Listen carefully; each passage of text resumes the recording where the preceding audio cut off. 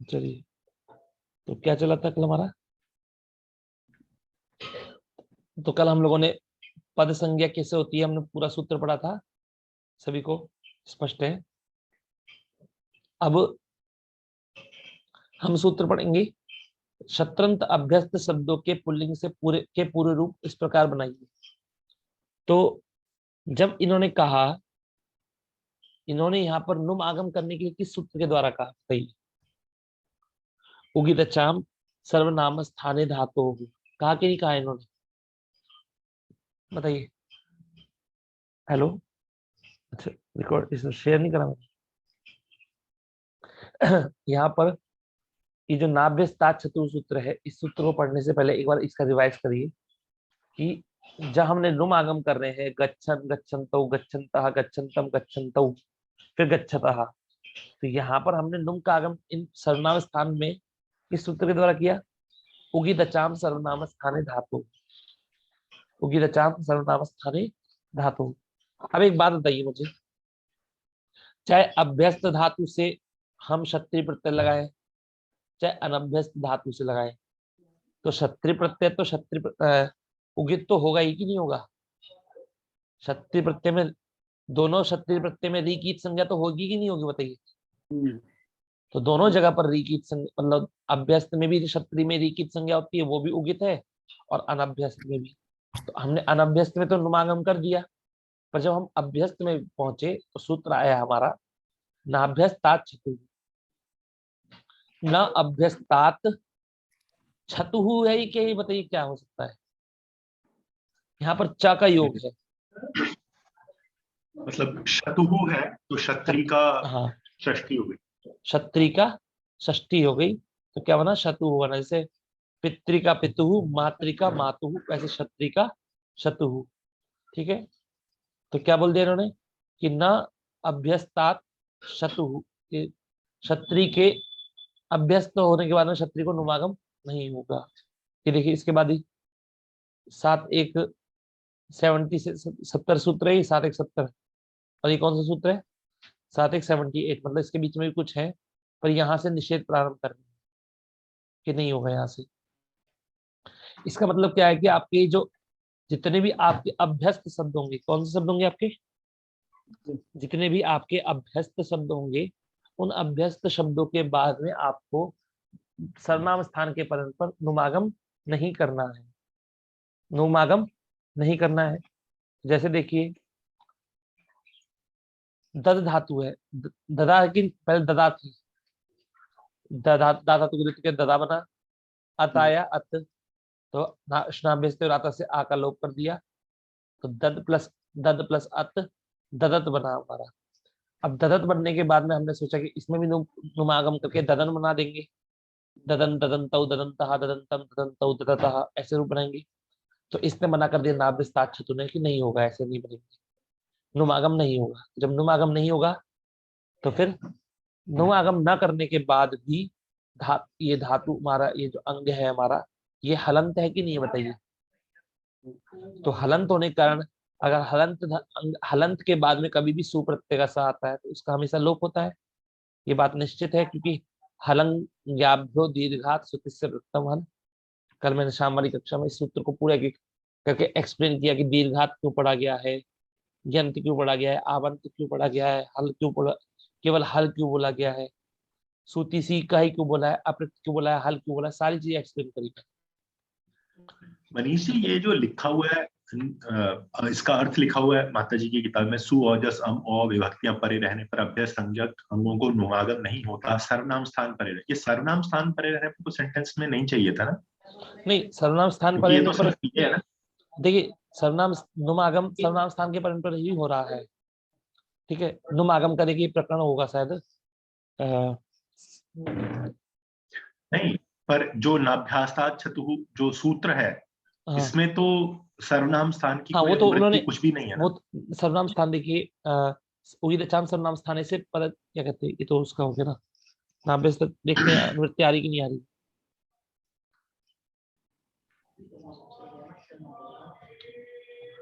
तो यहाँ पर अनुवृत्ति किसी की नहीं आ रही, बस इतना ही आया कि ना अभ्यस्तात शतु नुम।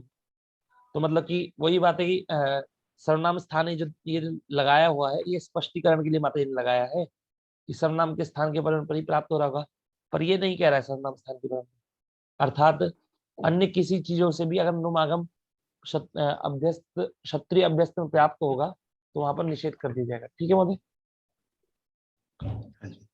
हाँ, और इसका पूरा प्रकरण नहीं है ना इसका, ये उगीरचाम सर्वनाम स्थाने धातु विजय समासे नपुंसकस्य जलचा इकोची विभक्तो तृतीयादिषु, ये सब सूत्र है।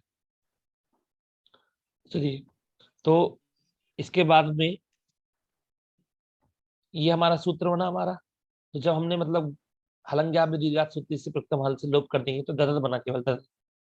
इसका ददत प्लस औ आया, ददतौ, ददत प्लस अह ददतः, फिर ददत प्लस अम ददतम, ददत प्लस औ ददतौ, ददतः ददता दत। अब बताइए उसमें क्या बनेगा?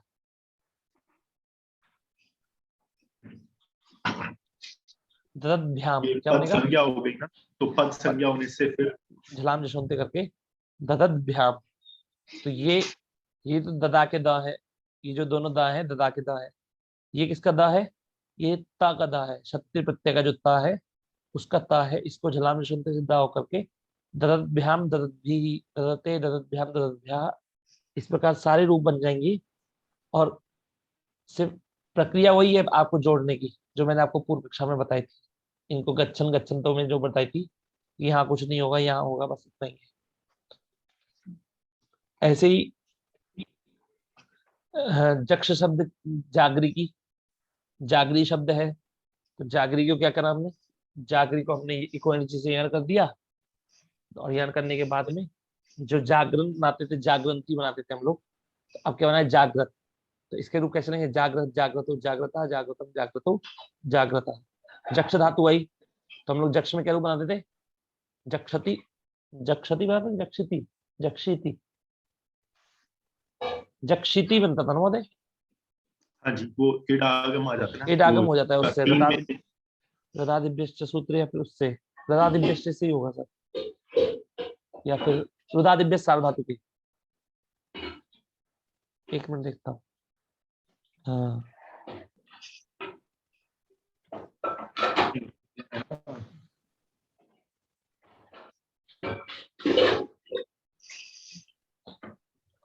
जक्ष धातु है हमारी, इसमें जक्षिति बनेगा। हाँ, जक्षिति कहा था ना, जक्षिति। तो किस सूत्र रुदादिभ्य सार्वधातु किसी भी। रुदादित्य सार्वधातु। हाँ, वही कह रहा था ना, रुदादिभ्य सार्वधातु किसी। तो ये हो गया हमारा। अब जक्षत बना हमारा, जक्षत जक्षतो जक्षता। रुदादिभ्य सार्वधातु के भी केवल हलादि में ही करता है, इसलिए जक्षति बनता है वहां पर, इसलिए यहाँ पर भी जक्षत बना। जक्षत जक्षतो जक्षता। चकास है, चकास, चकासत चकासतो चकासता। शासत, शास धातु है तो शासती, शासती बनता है, तो शासत शासतो शासता। दरिद्र धातु आती है, दरिद्र दरिद्रतो दरिद्रता। ह्री धातु आई तो जिह्रियत, जिह्रतो जिहि जिह्रियतः। यहाँ पर इयं कर दिया इन्होंने ह्री धातु में। किस सूत्र के द्वारा इयं करा यहाँ पर इन्होंने? अजश्न धातु से। दीदी और वेवी धातु कैसी है आपकी? आत्मनेपदी है, तो इन्हें क्या हो जाएगा? वहां पर जाकर के इन्हें सत्य प्रत्यय लगेगा, वो सत्य प्रत्यय लगेगा। ठीक है, चलिए, वो शान क्षत्रिय लगेगा। व्यत्यय और बहुलम सूत्र से इनसे क्षत्रिय प्रत्यय लगा करके, अच्छा विकल्प से क्षत्रिय प्रत्यय बहुलता से लगाते हैं, तो दीदी को क्या बनेगा? दीध्यत। तो ये बताइए मुझे कि हृ धातु में अत लगाया तो जिहरियत बना, पर दीधी में लगाया तो दीध्यत बना। क्यों बना ऐसे? यहाँ पर यंग किया और यहाँ पर यण किया, षट से इनकी पहले से अभ्यस्त संज्ञा है ना, तो अभ्यस्त संज्ञा होने से क्या फायदा? हम तो यहाँ पर यंग और यण की बात चल रही है ना। संयोग पूर्वक है धातु, हाँ, तो इयंग लगेगा। तो ऐसा कुछ कहता है क्या? दीदी और बेबी के लिए अलग सूत्र है ना, वो दीदी बेबी टर्म से वो होगा। दीदी बेबी टाम, पर वो तो क्या कहते हैं, मेरे हिसाब से जो मुझे याद है, दीदी बेबी टाम वो तो निषेध करता है ना, बस गुण करने के लिए। तो दीदी का दीदी तो रहेगा ही, पर लेकिन गुण तो प्राप्त है भी नहीं यहाँ पर। यहाँ पर एक बार आप का लेप होता है लेकिन सूत्र याद नहीं है। हाँ, तो ये बात सही बोली। ए रनिकाचो संयोग पूर्वस्य। दीदी में क्या है, ये धातु असंयोगांत है, तो अचिष्णु में कोई ये नहीं बोला गया कि संयोगांत हो या संयोगांत, पर लेकिन जब हमने ए रनिकाचो संयोग पूर्वस्य के द्वारा हमने नियम किया कि यदि ए रनिकाचो संयोग पूर्वस्य हमेशा असंयोग पूर्व में लगता है, तो हम ये हुआ कि जब असंयोग पूर्व में ए रनिकाचो लगेगा तो फिर संयोग पूर्व में कौन लगेगा, अचिष्णु लगेगा। तो इसलिए यहाँ पर संयोग पूर्व इसलिए तो अचिष्णु दीदी लगा और रहे। देवी के लिए तो वो ही वर्ण और देवी दीदी जो वो भी धातु है, ये सूत्र है ना। वो ठीक है आपकी बात पर, लेकिन मुझे बताइए ना मुझे कि या और इवरण है क्या यहाँ पर, जी नहीं। तो फिर सूत्र हम सूत्र कहता तो सब कुछ है, पर सूत्र जो कह रहा है उसकी बात को भी तो मतलब मानिए, उसकी शर्त क्या क्या है उसकी। सूत्र तो एक एक सभी धातुओं के लिए बहुत बहुत सूत्र है, एक धातु के लिए अलग सूत्र है, उसको डेट लगा में अलग सूत्र है, उसके लिए अलग सूत्र है, पर जिसका जो प्रयोजन है वहां पर वो लगने का, उसकी कोई शर्त समझनी पड़ती है। तो ये आपके शत्रंत अभ्यस्त के सारे रूप पुल्लिंग रूप बन गए आपके, बन गए कि नहीं बन गए आपके। तो आपको अनभ्यस्त के भी पुल्लिंग रूप बनाने आ गए और अभ्यस्त के भी पुल्लिंग रूप बनाने आ गए। आप बना लेंगे कि नहीं बना लेंगे सभी के रूप। चलिए, अब नपुंसक लिंग की बात आती है, तो मैं आपको पहले बता दूं आपको सभी को,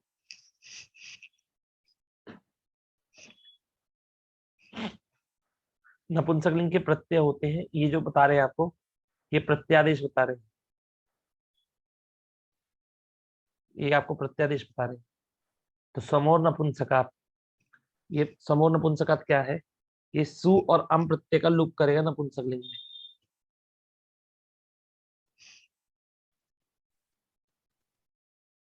भरत महोदय नहीं है क्या।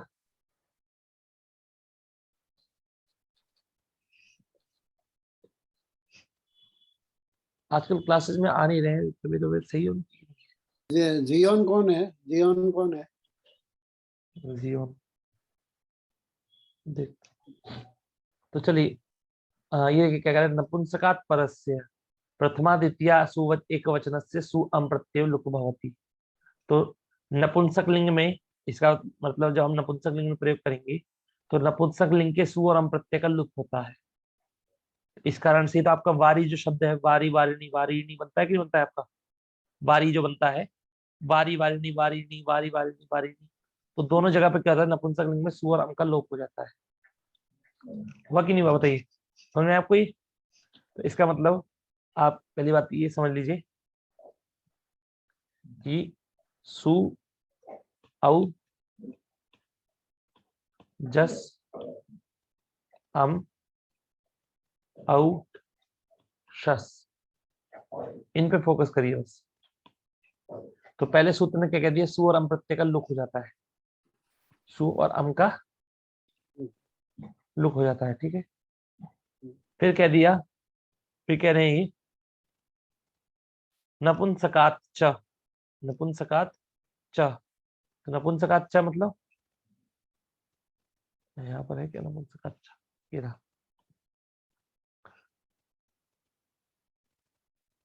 नपुंसकात च सूत्र कहता है कि नपुंसक लिंग से परे, मतलब नपुंसक लिंग, नपुंसक से परे आदेश। औ और आउट के स्थान पे, दोनों के स्थान पे क्या हो जाएगा, शी आदेश हो जाएगा।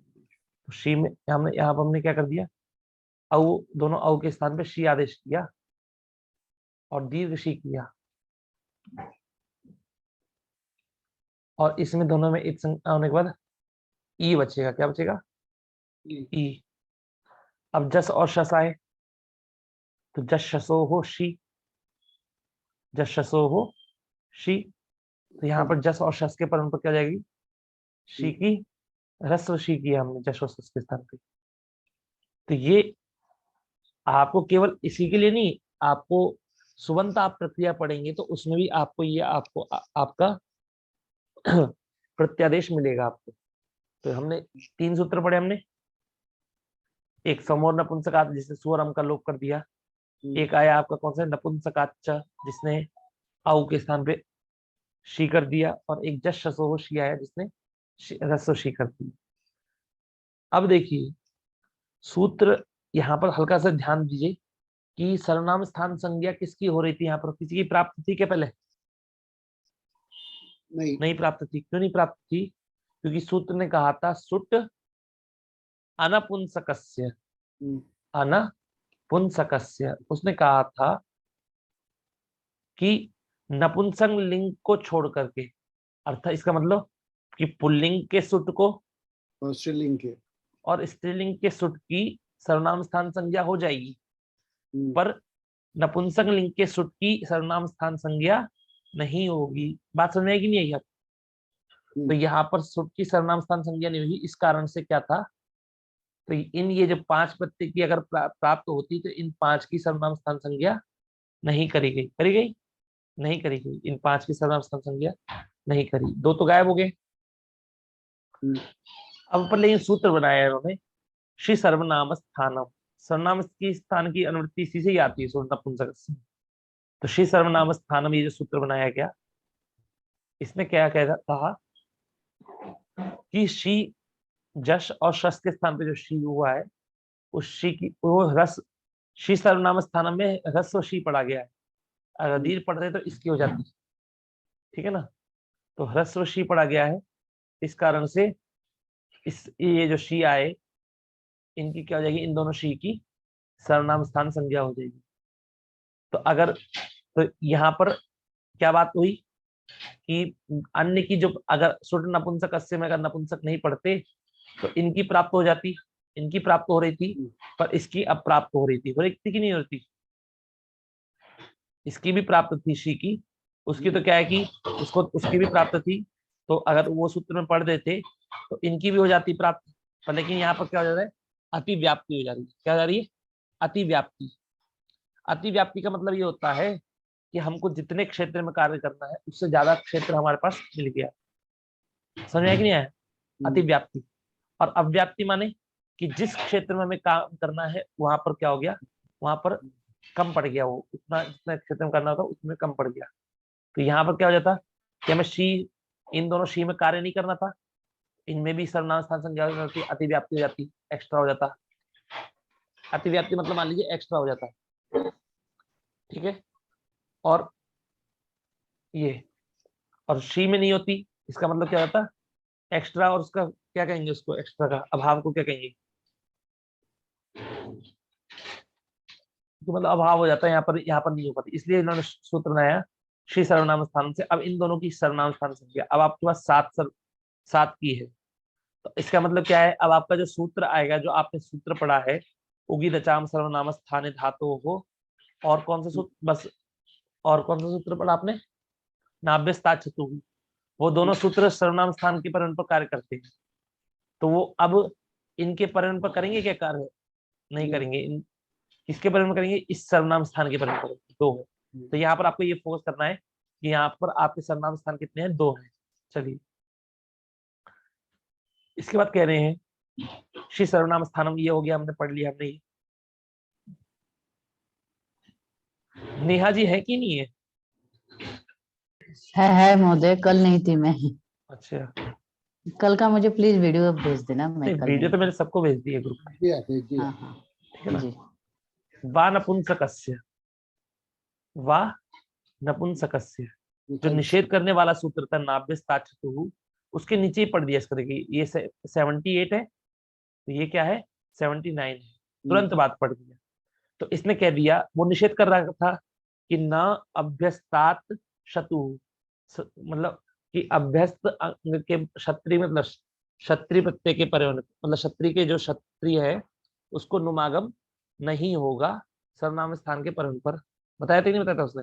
जो अभ्यस्त क्षत्रिय होगा, कैसा क्षत्रिय होगा? जो अभ्यस्त क्षत्रिय होगा उसको सर्वनाम स्थान के परिवर्तन पर नुमागम नहीं होगा, ऐसा उसने कहा। पर उसने कह दिया फिर आगे जाकर के वा नपुंसकस्य, कि नपुंसक लिंग में विकल्प से निषेध होगा। कैसे होगा? विकल्प से निषेध होगा। तो जब विकल्प से निषेध होगा, इसका मतलब क्या? एक बार प्राप्ति होगी और एक बार प्राप्ति नहीं होगी।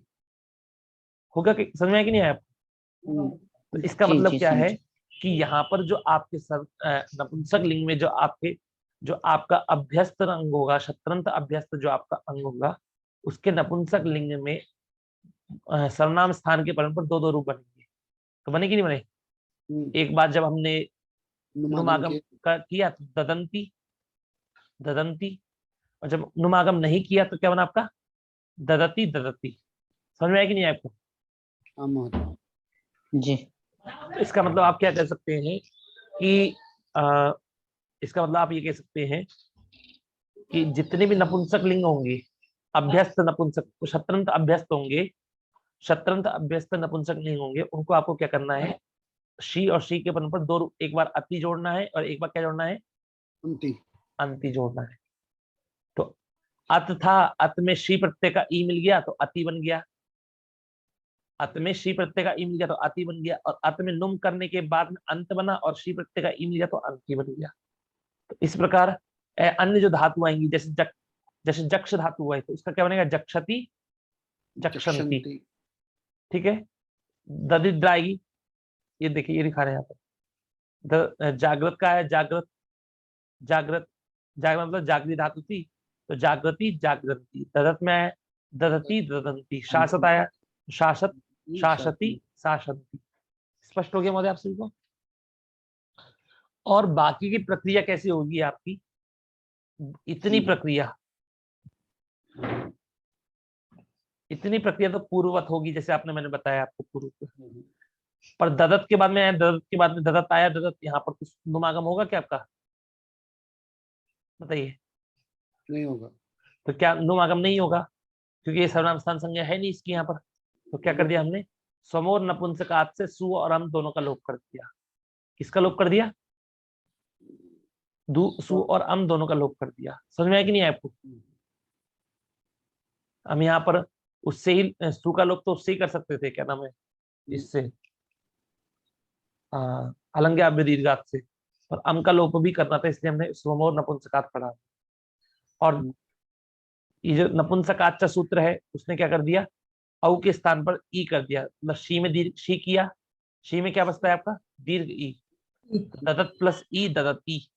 और यहाँ पर जो शी हुआ था वहां पर ह्रस्व ई था, ददती, ददती। तो एक बार आप याद रखिएगा कि ह्रस्व और दीर्घ का भी बहुत चक्कर है।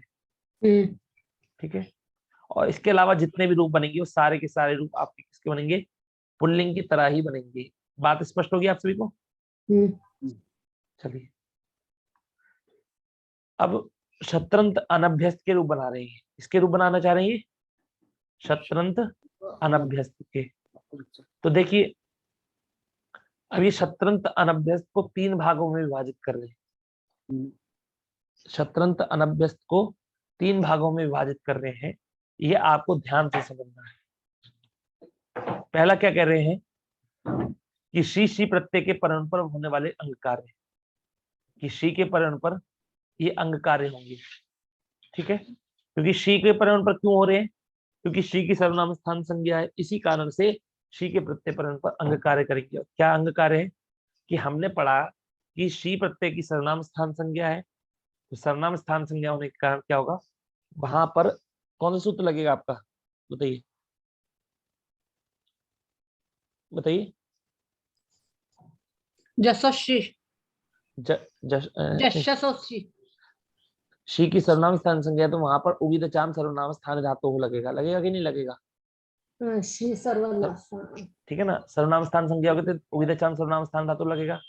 तो क्या हुआ कि इससे नुमागम करेंगे तो गच्छत आया, गच्छत, गच्छत प्लस शी गच्छन्ति बन गया नुमागम करने पर, गच्छन्ति। दिव्यत से दिव्यंती, ये मान लीजिए अंति अंति जोड़ रहे हैं हम, जो अंति, पर यहाँ पर जो अंति जोड़ रहे हैं वो यहाँ पर कैसे जोड़ रहे हैं हम? नित्य जोड़ रहे हैं। कैसे जोड़ रहे हैं? नित्य, नित्य जोड़ रहे हैं। तो गच्छन्ति, दिव्यंती।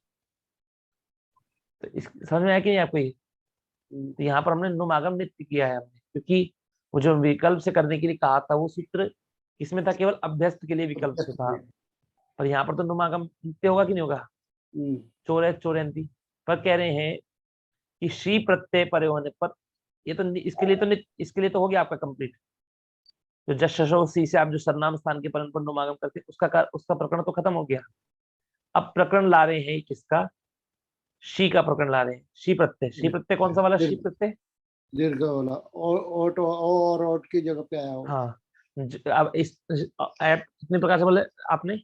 आप ये कह रहे, आपने कहा कि दीर्घ वाला, दूसरा आपने क्या कहा कि औ और औट के वाला, और तीसरा आप कह सकते हैं कि जो नपुंसकाच्च सूत्र के द्वारा आता है वो वाला, ठीक है, जो द्वितीय द्वितीय मतलब द्विवचन में आते हैं जो, ठीक है। अस्तु अस्तु। तो ये जो नियम आएगा ये द्विवचन वाले के लिए आया।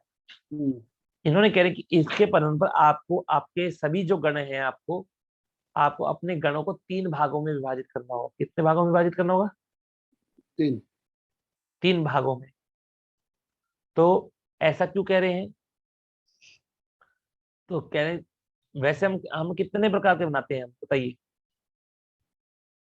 हम कितने प्रकार के बनाते हैं? अदंत और अनदंत बनाते हैं कि नहीं बनाते? दो अदंत और हाँ, अदंत और अनदंत बनाते हैं, तो 2 बनने चाहिए थे, अदंत और अनदंत। कि अवर्ण भिन्न बोल दिया तो अवर्ण नहीं होना चाहिए, अवर्ण बात याद रखिएगा, ये हाँ। अवर्ण भिन्न बोल रहा है, तो अनदंत। अवर्ण भिन्न बोल रहा है। अवर्ण भिन्न बोलने के कारण वा धातु भी अवर्णांत है, बेशक ये अदादिगण की है हम्म, पर ये अवर्णांत है कि नहीं है? हम्म, अवर्णांत है, तो इस कारण से ये इस कोटे में आएगी, इस वाले कोटे में। अब इनको आपको समझना है कि कैसे ये क्या क्या करना चाह रहे हैं, आपको ये बात स्पष्ट समझनी है। हम्म, पहले इन्होंने करा कि शप और शन के अवर्ण से उत्तर, कि शप प्रत्यय और शन में, शप में आ है और शन में भी क्या है आपका, शन में भी आपका आ है कि नहीं है? शन में आपका इकार उत्तरवर्ती आकार है, दोनों ही आ के स्थान दो के लिए बता रहे हैं कि उसके बाद में जो शी प्रत्यय आएगा वो एक तो अंग ये बनेगा आपका, ठीक है, कि शप और शन के बाद में शी प्रत्यय आएगा, उसके लिए एक विशेष कार्य बताइए। शप और शन को छोड़ करके जो अवर्ण आएंगे, क्या आएंगे? शप और शन को छोड़ करके जो अवर्ण आएंगे उसमें क्या क्या आ जाएगा आपका? जैसे शा विकर्ण आएगा, क्या आएगा? स्नान। शा विकर्ण। शा में आ है कि नहीं है? हाँ, तो ये अवर्ण है, वा धातु है, ये भी अवर्णांत है, और ये शप और शन से भिन्न है कि नहीं है? हाँ। अवर्णांत भी है और शप और शन से भिन्न है। तो हमने अवर्णांत को 2 भागों में विभाजित किया, अवर्णांत को 2 भागों में विभाजित किया, एक में रखा शप और शन को और एक में रखा उससे भिन्न को। और अब हम अवर्णांत से ही भिन्न रख रहे हैं, अवर्णांत से ही भिन्न। तो किस प्रकार कह सकते हैं कि पहले 2 वर्गों में विभाजित किया गया। कितने वर्गों में? 2 वर्गों में विभाजित किया, अवर्णांत और अवर्णांत भिन्न। समझ में आया मुझे? अवर्णांत और अवर्णांत भिन्न। फिर अवर्णांत में भी उनको 2 भागों में विभाजित कर दिया, शप और शन अवर्णांत, और फिर और दूसरा हो गया शप और शन अवर्णांत भिन्न। इस प्रकार से आपके 3 बन गए। समझ में आया कि नहीं आया? अब ऐसा क्यों कह रहे, अब ये क्या कहना चाह रहे हैं यहाँ समझिए। शप शनोर नित्यम, क्या कह रहे हैं ये? हेलो, शप शन और नित्यम, नित्य शप रहेगा। शन और नित्यम, ठीक है। शप और शन से परे जो क्षत्रिय आएगा उसे नित्य नुम का आगम होता है शी परे पर। किसके परे पर? शी परे होने पर, जी। शी परे पर। अभी नदी किसे कहते हैं तो ये इसकी चर्चा भी करेंगे, स्त्री प्रत्ययों में करेंगे, ठीक है ना। अच्छा। नदी संज्ञा हो जाती है। हम्म, नदी मतलब वही है कि दीर्घ इकारांत की नदी संज्ञा हो जाएगी, दीर्घ इकारांत द्वारा। तो ये बस जब हम लोग उसमें गी प्रत्यय लगाएंगे तो हो जाएगी। तो यहाँ देखिए शी की, अभी शी पे फोकस करिए कि शप और शन के बाद में जो शी आएगा, द्विवचन में जो शी आता है उसको क्या होता है, उसे नित्य नुमागम करना है। समझ में आया कि नहीं आया? कि शप और शन के बाद में जो शी आएगा उसको नित्य नुमागम करना है। तो दोनों जगह नित्य नुमागम होगा। इसको कितनी जगह नुमागम होगा? 2 जगह। दो जगह पे। क्यों? इसको क्योंकि यहाँ दोनों जगह नित्य नित्य इडागम होगा। तो क्या रूप बना? गच्छत गच्छत, यहाँ पर नुमागम कर दिया तो गच्छन्ति गच्छन्ति गच्छन्ति। और गच्छन्ति गच्छन्ति। समझ में आया कि नहीं आया? हाँ हाँ जी। दिव्यादिगण की धातु है शन, दिव्यत दिव्यत, और यहाँ पर नुमागम कर दिया शी के बने तो दिव्यंती दिव्यंती और दिव्यंती दिव्यंती। चोरयत, ये चुरादिगण का शब्द प्रत्यय है, तो शब्द तो है ना, चाहे चुरादि का हो चाहे किसी का भी हो, शब्द तो है। तो चोरयत चोरयंती चोरयंती चोरयंती चोरयंती, ये रूप बना आपका। ये बने शप शनो नित्यम से। यहाँ पर एक ये बस इतना ध्यान रखिए कि अभ्यस्त में हमने यहाँ पर विकल्प किया था, वानपुंसकस्य से किया था कि नहीं किया था? पर अनभ्यस्त में हम इसमें विकल्प नहीं कर रहे हैं, इसमें अप्राप्ति थी, वहां प्राप्ति करा दी हमने, और उसमें भी केवल शप और शन के लिए। किसके लिए? केवल शप और शन के लिए। शप और शन के लिए। तो अब क्या करके दें? आछी नद्योर नुम, आछी नद्योर नुम। तो कह रहे हैं भवादि दिवादि चुरादि गणों में तो शप शन और नित्यम से नित्य नुमागम का विधान हो चुका है। अतः इनको छोड़कर शेष जितने भी अवर्णांत अंग मिले उनसे परे आने वाले क्षत्रिय को विकल्प से नुमागम करिए। कैसे करिए? विकल्प से नुमागम करिए। तो महोदय कितनी देर तक कक्षा लेनी है? और ले सकते हैं, हमें तो कोई प्रॉब्लम नहीं है। और बाकी 9:30 हो गए, बस रुकते हैं। हाँ बस 1 मिनट 5 मिनट रुकता हूँ, ठीक है। तो आच्छी नद्य और नुम ने क्या कर दिया? इसने कह दिया कि जो शप और शन से जो भिन्न होगा, शप और शन से जो अवर्णांत भिन्न होगा, वहां पर आपको क्या करना है? विकल्प से नुमागम करना है। कैसे करना है? विकल्प से नुमागम। तो एक बार तो शप प्रत्यय लगने के कारण या फिर किसी अन्य शप और शन से जो भिन्न आपको अवर्ण मिलेगा, वहां वो मिलने के कारण आपको क्या करना है? 2 रूप बनेंगे आपके, एक बार नुमागम होगा, एक बार नुमागम नहीं होगा। समझ में आया कि नहीं आया आपको?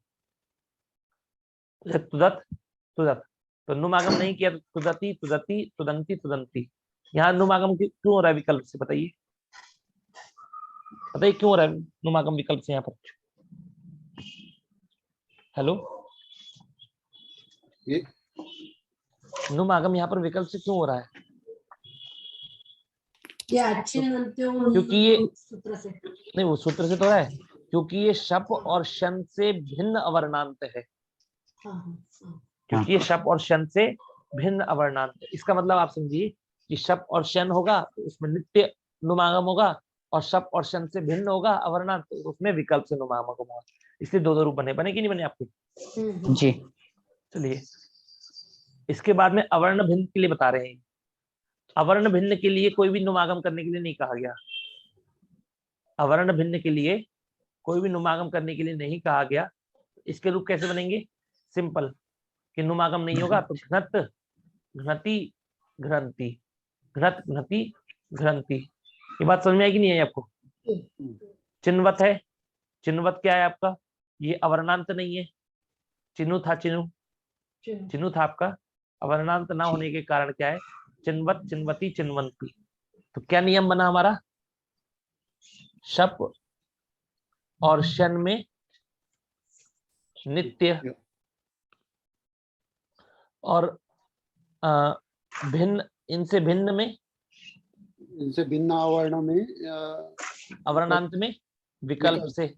विकल्प से एक बार होगा, एक बार नहीं। ये श्री प्रत्यय के परिणाम पर बता रहे हैं।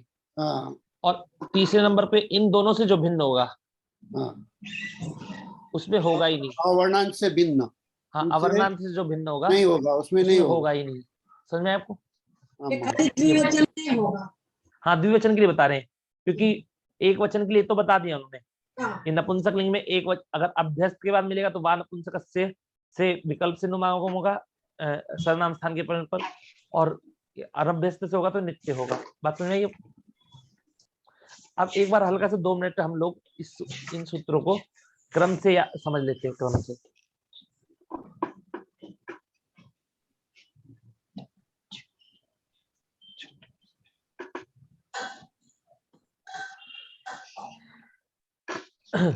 वानपुंसकस्य, तो यहाँ से नुम आगम का प्रकरण चल रहा था। आप तो ये देखिए, यहाँ से नुम आगम का प्रकरण चल रहा था, पर लेकिन नाभ्यस्ताच्छ चतुसूत्र ने क्या कह दिया? बताइए। नुम आगम का प्रकरण चल रहा था कि नुम करिए नुम करिए नुम करिए ऐसा कह रहे थे, पर नाभ्यस्ताच्छ ने कह दिया कि नहीं, अभ्यस्त के बाद में जो क्षत्रिय आएगा उसको नुमागम नहीं होगा। तो अभ्यस्त के बाद में क्षत्रिय को नुमागम किससे हो रहा था? उगित होने के कारण, उगित चाम सर्वनाम स्थान धातुओं से प्राप्त हो रहा था। तो इन्होंने निषेध कर दिया कि नहीं होगा, तो इसका मतलब नहीं करना है। पर इन्होंने कह दिया कि हर जगह नहीं होगा, तो कह रहे ज्यादा रहो मत, ऐसा करो विकल्प नपुंसक लिंग में विकल्प से कर दो। ठीक है, तो वा नपुंसक कस्य सूत्र ने अभ्यस्त के लिए, किसके लिए, अभ्यस्त के लिए विकल्प करने के लिए कह दिया। तो पर लेकिन अनभ्यस्त को तो नित्य प्राप्त है कि नहीं अभी भी, तो अनभ्यस्त को नित्य नुमागम होगा दोनों जगह पे, चाहे पुल्लिंग हो चाहे स्त्रीलिंग चाहे नपुंसक लिंग हो। पर लेकिन अभ्यस्त को क्या हो गया, अभ्यस्त को बन गया कि पुल्लिंग में नहीं करोगे और नपुंसक लिंग में विकल्प से नुमागम कर सकते हो। ये बना कि नहीं बना। अब यहाँ से विकल्प की अनुवृत्ति प्रारंभ हुई। विकल्प की अनुवृत्ति गई आच्छी नद्योर्नुम। आच्छी नद्योर्नुम क्या है ये दर्शन जी, आत शी नद्यो हो नुम। आच्छी जो सोच रहे हैं हम वो क्या है असलियत में, आत शी नद्यो हो नुम, कि आत मतलब बोलने के कारण कि अवर्ण के बाद में, अवर्ण से परे शी और नदी को नुमागम होता है। शी मतलब वही शी द्विवचन में जो आता है, और नदी मतलब नदी संज्ञा होती है, आप नदी संज्ञा होती है यहाँ पर। तो नदी शब्द मतलब जैसे ब्राह्मणी, ये सब इतने जो रूप आएंगे, कई सारे रूप आएंगे आपके नदी संज्ञा वाले। तो शी और नदी के पद पर नुमागम करना है, किसने कहा ये, अवर्णांत आत ने कहा। जब इस सूत्र ने ये कह दिया कि अवर्ण से परे शी और नदी को नुमागम होता है, और वाक्य निवृत्ति चल रही कि नहीं चल रही है, इसका मतलब अर्थ क्या होना कि अवर्ण से परे शी और नदी को नुम का आगम होता है विकल्प से। तो वाक्य निवृत्ति चल रही थी, पर शब्शन और नित्यम ने क्या कह दिया, ये रुक जाओ, आप अवर्ण कह रहे हो, अवर्ण कह रहे हो, इसका मतलब अवर्ण कह रहे हो तो आप तो हर जगह विकल्प करोगे।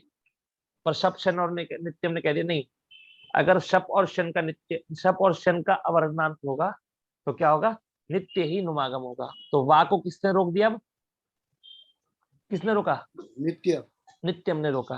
रोका कि नहीं रोका, रोका। इस प्रकार से अर्थ बना कि शप और शन में नित्य नुमागम होगा, और वा आच्छी नद्योर्नुम से शप और शन से भिन्न जो अवर्णांत होगा उसमें विकल्प से नुमागम होगा। विकल्प से होगा। और अवर्णांत में ही करने के लिए कह रहा है, इसमें कह रहा है अवर्णांत। अवर्णांत। जो अवर्णांत में ही करने के लिए कह रहा है, तो जो अवर्णांत नहीं होगा तो उसमें नुमागम तो होगा ही नहीं, जैसे हमने नहीं पढ़ा भी। होगा। और नपुंसक लिंग में करने के लिए कह रहा है वा नपुंसक, नपुंसक लिंग में ही विकल्प करना आप। तो इस प्रकार से जब हमने सूत्रों को क्रम से पढ़ा तो पूरा अर्थ निकला कि नहीं निकला, बताइए। जी। इस प्रकार हमने समझ लिया, इसको हम लिख भी सकते हैं पर इतने ही बहुत है आज के लिए। तो ये आपने नपुंसक लिंग की प्रक्रिया समझ ली, ठीक है। अब स्त्रीलिंग के प्रत्ययों के लिए अगली कक्षा में पढ़ेंगे, ठीक है। चलिए आज इतने ही रखते हैं, 25 लोग हैं, शांति पाठ करिए।